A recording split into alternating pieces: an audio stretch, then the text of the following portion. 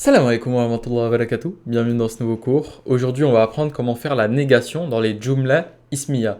Donc toutes les négations qu'on a vues, c'était les phrases où il y avait un temps, où il y avait un féril. Pour se rappeler, un féril c'est un mot qui a un temps. Donc on a vu la négation au passé, au présent, au futur. Maintenant on va voir comment faire la négation dans les phrases qui n'ont pas de temps, donc les jumla ismiya qui sont basées sur les noms. Donc c'est ce qu'on va voir maintenant. Donc je passe à la scène, je mets là les notes et c'est parti.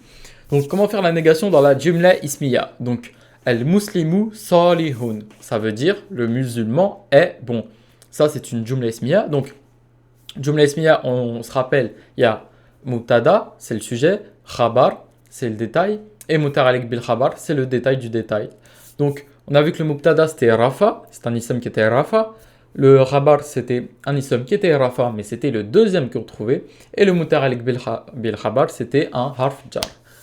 On se rappelle aussi que un harf nasab et son ism peut aussi être le mubtada, donc le sujet. Donc al-muslimu, c'est le premier ism rafa qu'on trouve. Donc ici, c'est le sujet, c'est le mubtada. Et salihun, c'est le khabar, parce que c'est le deuxième ism rafa qu'on trouve. Donc comment on dit le musulman n'est pas bon? Il y a 4 manières de faire.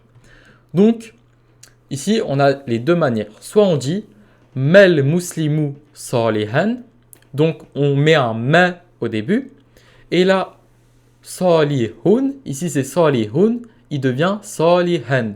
Donc, la première manière de faire, c'est de mettre un ma au début et de mettre le khabar au statut nasab. Donc, du coup, au statut nasab, il finit avec un n. Donc, soit la première façon de dire, c'est Mel muslimu salihan. Donc, rappelez-vous, ma plus khabar nasab. Ensuite, la deuxième façon de dire, c'est Mel muslimu bi salihin. Donc, bi ici, c'est un harf jar. Et du coup, salihin ici, il est au statut jar.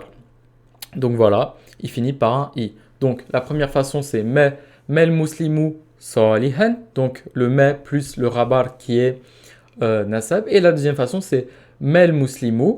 Et là, au khabar, donc, on rajoute le bi, le harf of jar b.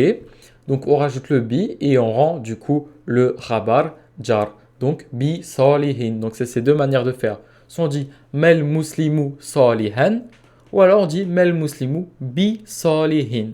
Donc c'est ces deux manières. Ici la négation on la voit dans le ma et dans le n. Ici dans le ma et dans le bi in. Donc c'est ça qu'il faut repérer. Ensuite, les deux prochaines manières, on va utiliser un verbe dont la signification est le présent. Ici, ça veut dire il n'est pas. Par exemple, ou alaysa, ça veut dire il n'est pas. Mais ce verbe fonctionne comme un verbe au passé, c'est-à-dire qu'il aura les mêmes terminaisons. Ou anasara, ou manasara, ou nasaru, iya nasarat, ou manasarata, ou nanasarna, anta nasarta, antum manasartuma, antum nasartum, anti nasarti, antum manasartuma, antum nanasartumna, ana nasartu, nanu nasarna. Ça va être les mêmes terminaisons, sauf exception parfois.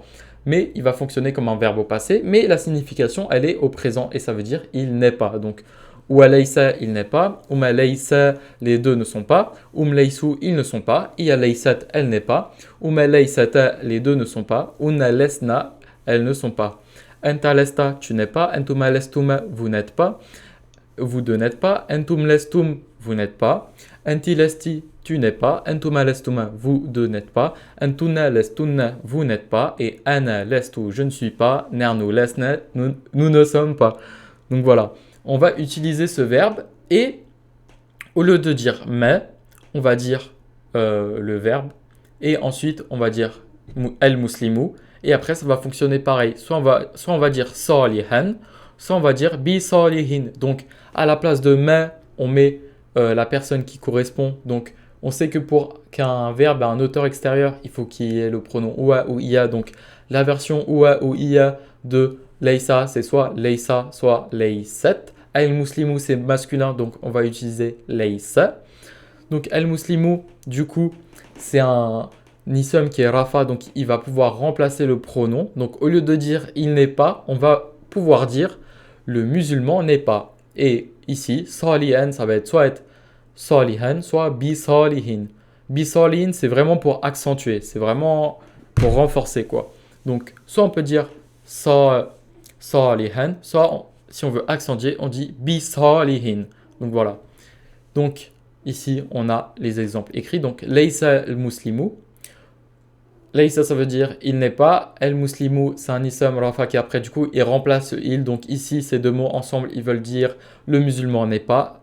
Bon, ici, salihan. Ou alors, Laysa al-muslimu bi salihin. Donc, vous voyez que dans les deux options, soit vous utilisez ma, soit vous utilisez Laysa. Et soit vous utilisez salihan. Donc, vous mettez le khabar au nasab. Soit vous mettez un harf jar devant le khabar. Donc, comme bi salihin. Donc, il y a ces quatre manières de faire. Mel muslimu salihan, mel muslimu bi salihin, ou alors laysa al muslimu salihan, laysa al muslimu bi salihin. Donc, n'oubliez pas qu'une jumla ismiya, on peut faire sa négation de quatre manières différentes. Soit mel muslimu salihan, mel muslimu bi salihin, ou alors avec le verbe laysa, qui est un verbe au passé, mais sa traduction est au présent. Laysa al-muslimu salihin, laysa al-muslimu bi salihin. Vous voyez que salihan, bi salihin, ils reviennent et que ici c'est soit ma, soit laysa devant. Donc voilà, j'espère que vous avez bien compris. Prenez soin de vous. Assalamu alaikum wa rahmatullahi wa barakatuh.